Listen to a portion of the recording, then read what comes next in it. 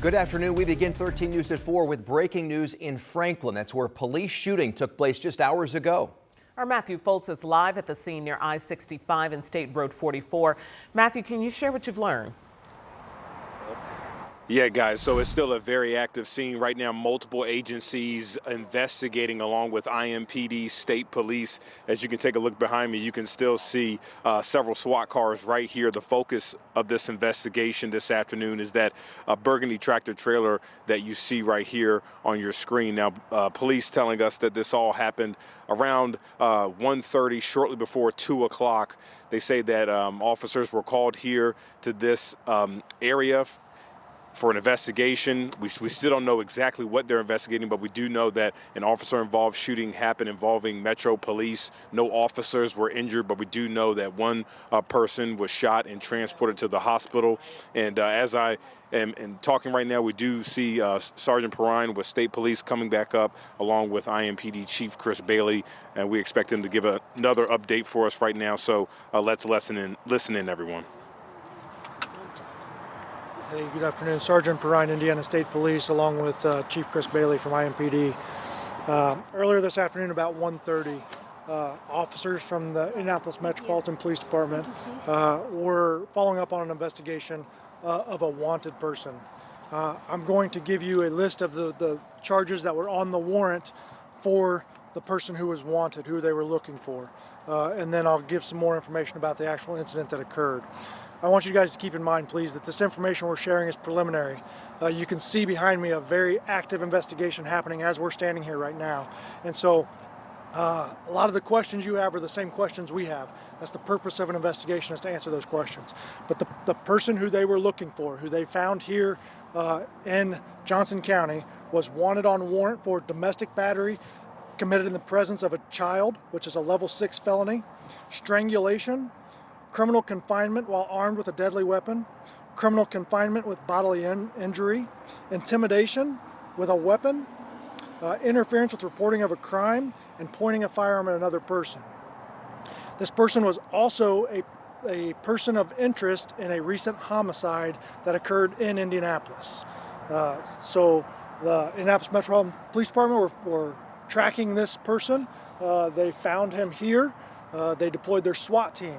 The SWAT team conducted an operation in an attempt to take this man into custody. During that operation, shots were fired by officers who were involved, and the suspect was hit by gunfire. He was transported to a local hospital and pronounced deceased at the hospital.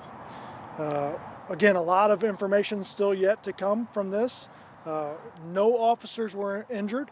No uninvolved parties were injured. Everybody's accounted for that we're looking for at this time.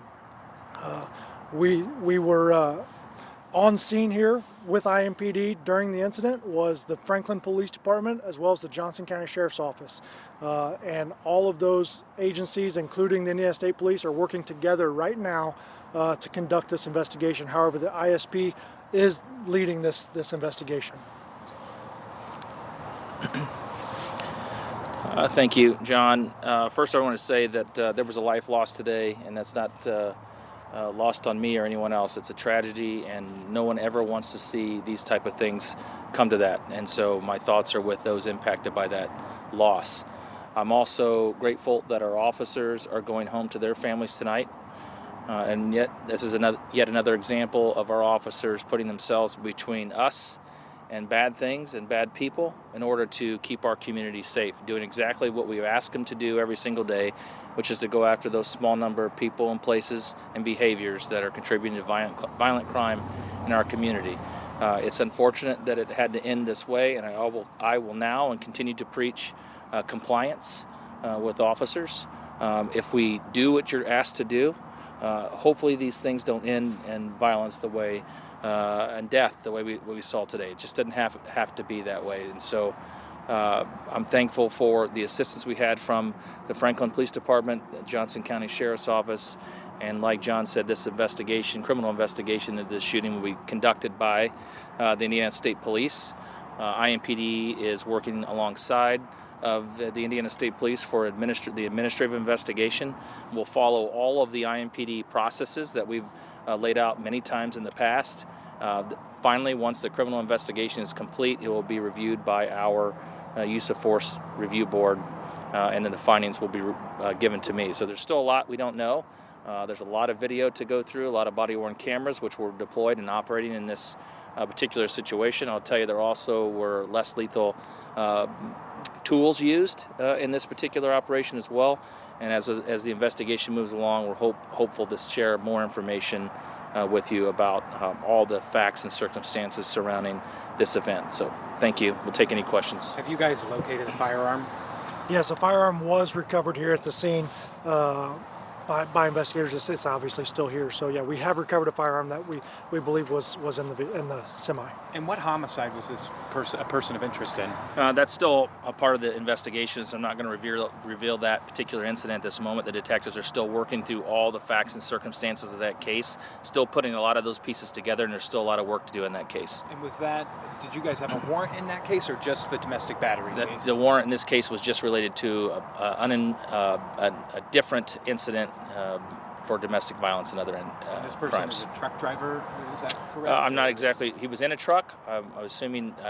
I don't know what he does for a living, but he was in that room. And as you guys just heard there, you are hearing an update from both Indiana State Police Sergeant John Perrine as well as Chief Chris Bailey with IMPD. So, guys, we're going to continue to listen in on this and send it back to you and just an unfortunate situation as this investigation still continues.